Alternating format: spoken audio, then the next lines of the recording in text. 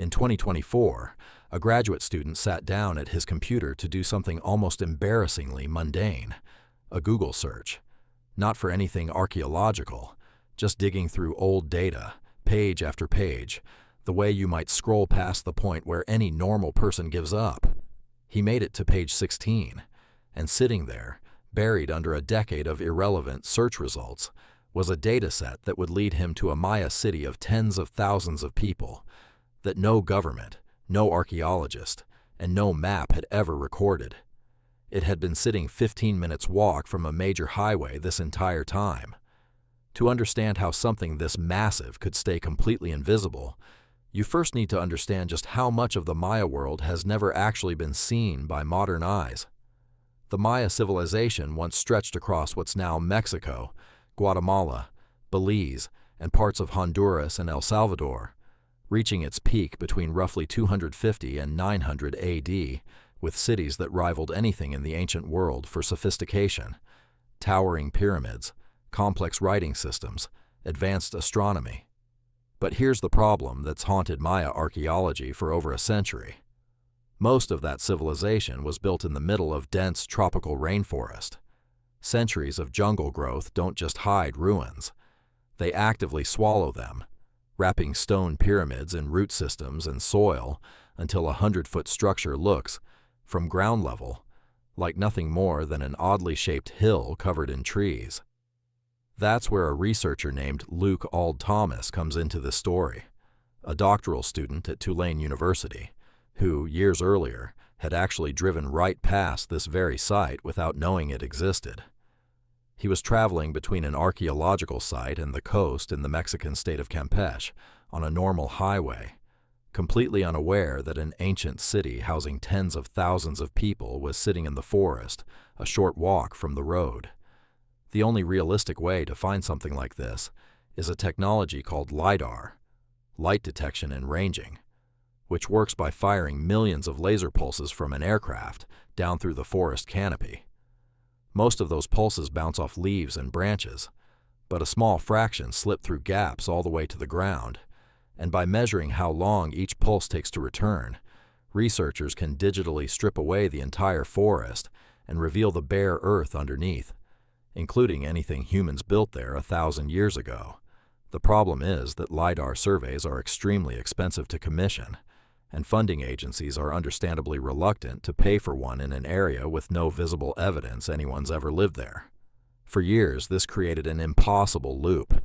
You needed LiDAR to prove a city existed, but you needed proof a city existed to get funding for LiDAR. Auld-Thomas's solution to this loop was almost stunningly simple. Instead of commissioning a new survey, he went looking for LiDAR data that already existed, collected by someone else, for a completely different reason, and just sitting forgotten in a digital archive somewhere.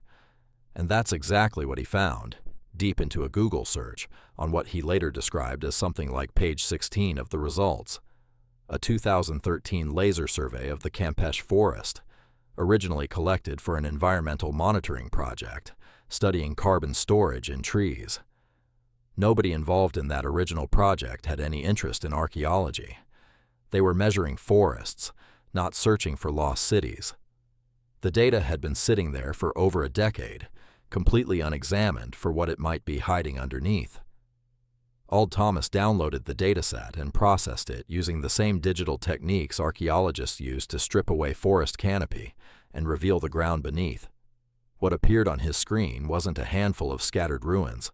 It was an entire urban landscape, enclosed plazas connected by a broad stone causeway, multiple temple pyramids rising in clusters, a ballcourt where the Maya once played a ritual game with a solid rubber ball, and a reservoir that ancient engineers had built by deliberately damming a seasonal stream to guarantee a water supply through the dry season. In total, across the surveyed area, the team identified more than 6,500 individual structures, a number so high that researchers later said the density of buildings rivaled some of the largest known Maya sites in the world. They named the city Valeriana, after a nearby lagoon. The numbers behind this discovery are almost hard to process. Architectural evidence suggests the city was founded before 150 AD, and at its population peak, sometime between 750 and 850 AD, Valeriana is estimated to have housed somewhere between 30 and 50,000 people. To put that in perspective, that's a larger population than many European cities had during the same era. And this wasn't some isolated outpost. The layout and architectural style matched other known Maya political capitals in the region, meaning Valeriana likely functioned as a genuine center of power, a city with its own rulers, its own religious authority, its own role in the wider network of Maya civilization. All of it sat completely unknown, just a 15-minute walk from a federal highway, surrounded by farmland that people drive past every single day. Here's the detail that makes archaeologists most uncomfortable, in the best possible way. When Auld-Thomas and his team examined the broader laser survey beyond just the Valeriana site, they didn't just find one missing city.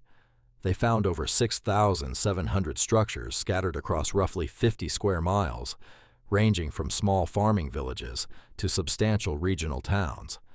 As Auld-Thomas put it afterward, his own sense of the region, based on everything he already knew about Maya archaeology, was that you could throw a dart at the map almost anywhere in this part of Campeche and land on an undiscovered settlement. The implication is staggering. This wasn't a lucky, isolated find. It's strong evidence that the known map of the Maya world is still missing enormous, foundational pieces of itself, not in some impossibly remote corner of the jungle, but practically next door to modern infrastructure. What makes this story land so differently from a typical lost city headline is the method, not just the discovery. Nobody hacked through the jungle with a machete. Nobody spent a decade on a remote excavation funded by a research grant. A graduate student found a multi-thousand-person ancient capital using data that already existed, collected by people who weren't even looking for it, sitting unread on a server for over 10 years. Because nobody had thought to look at environmental data and ask, what if this is also an archaeological map? So here's a question worth thinking about.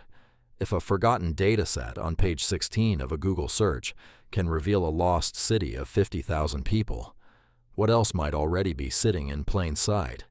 In some archive nobody's thought to look at the right way. Let me know what you think in the comments. And if you enjoyed digging into a story this strange, subscribe to Chronicle Vault. There's a lot more hiding in the vault.